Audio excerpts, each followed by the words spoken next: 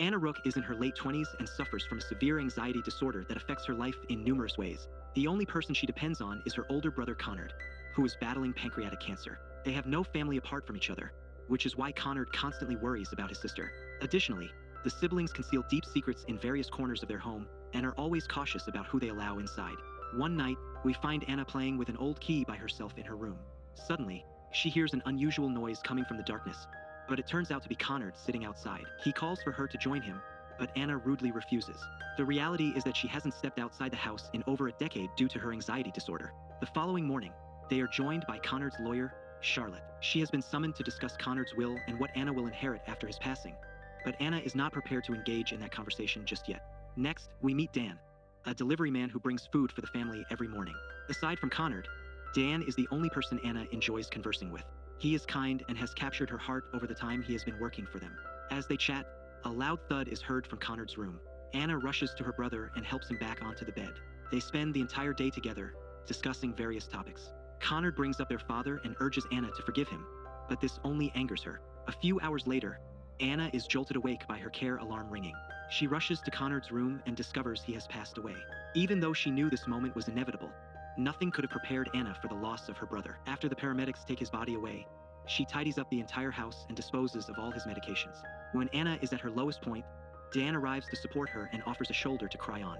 He proposes that she sell the house and relocate, but Anna is too emotionally attached to leave it behind. During their conversation, Dan confides that he wishes to escape this town but lacks the financial means to do so.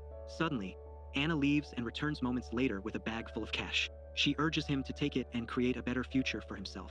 However, Dan declines the offer, despite Anna's insistence that she has more than enough money. The following day is the funeral. Anna prepares to go, but her anxiety overwhelms her at the last minute. She longs to bid her brother a final farewell, but ultimately decides to stay home, lost in her thoughts. Out of the blue, a car halts outside, and 3 men approach the house. They peer through the window to confirm that no one is inside, intending to rob the place.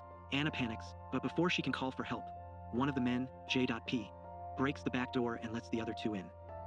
Appears to be the leader, with his brother Vance and friend Perry as his accomplices. The robbers believe Anna is at the funeral, but the kettle suddenly makes a noise, revealing her presence.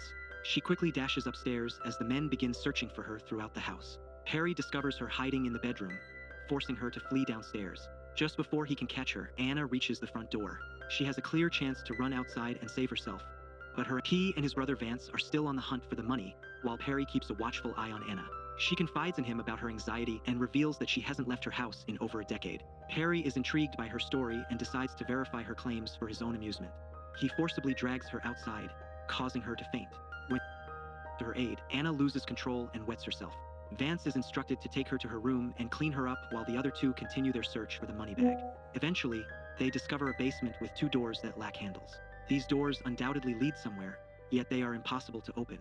It becomes evident that either Conrad or Anna intended to keep these rooms hidden. Meanwhile, Vance is still attempting to persuade Anna to change. He is the most vulnerable of the trio and is reluctant to harm anyone for money. Anna notices this and tries to manipulate him into assisting her. She partially succeeds, but he soon realizes her intentions. In a fit of anger, he forcefully attempts to make her change, but his actions are interrupted by the arrival of the delivery guy, Dan. He attended Conrad's funeral and has come to check on Anna since she was absent.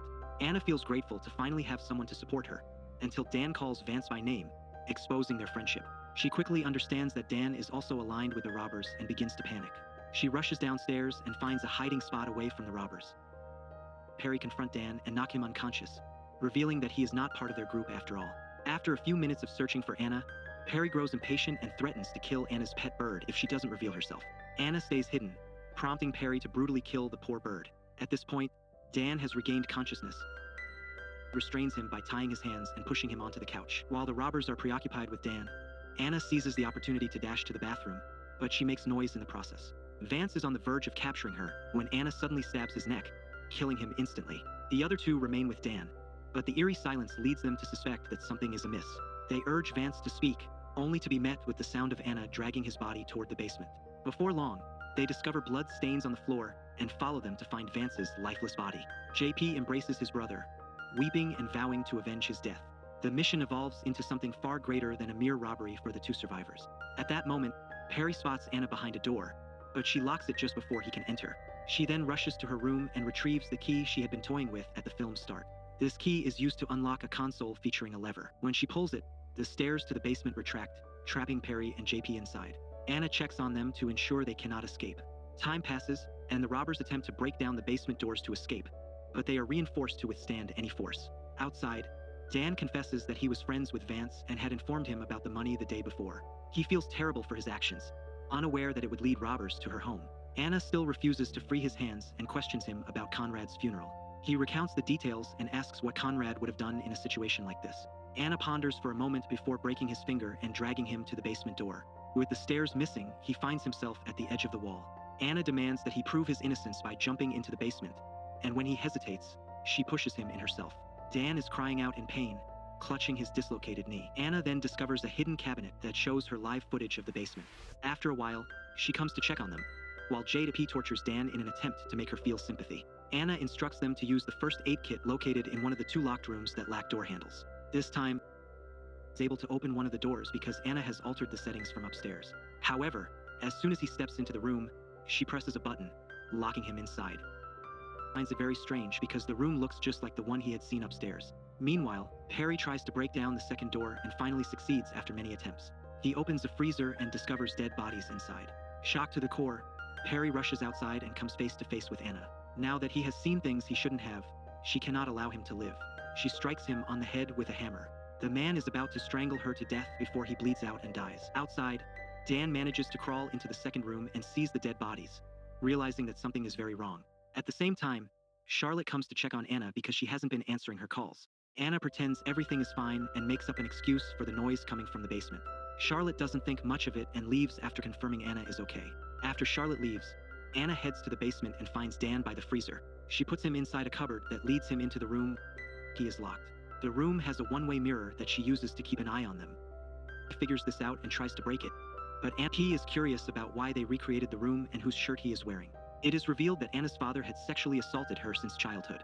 One day, Conrad killed their father by strangulation and became her hero.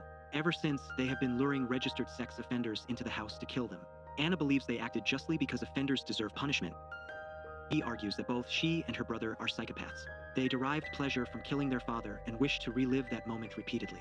Anna becomes enraged at the accusations and hands Dan a gun to kill JP. She believes she is aiding him by making him pay for his actions. She shoves Dan aside and seizes the gun. He prepares to shoot Dan, but Anna intervenes, encouraging him to do the unthinkable.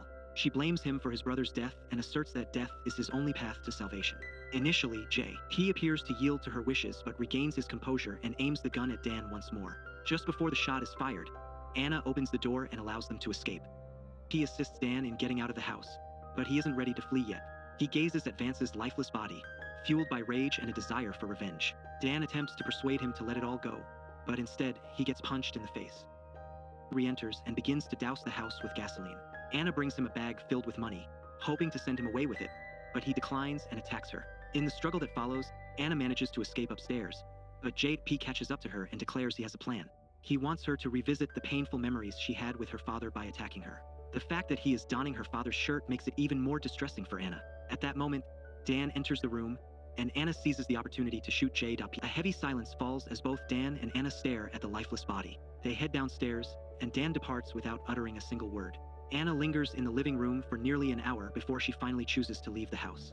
Ultimately, she has overcome her fear of separation and can now be outside without panicking. In the closing scene, she ignites the house and walks away,